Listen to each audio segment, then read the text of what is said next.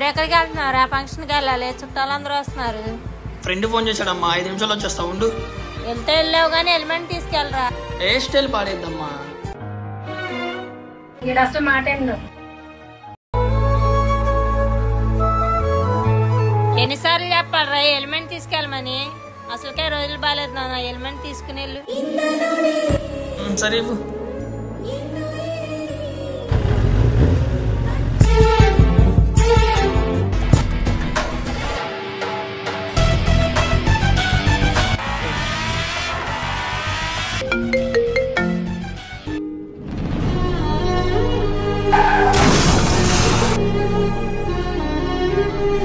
ఎన్నిసార్లు చెప్పాలరా హెల్మెట్ తీసుకెళ్ళమని?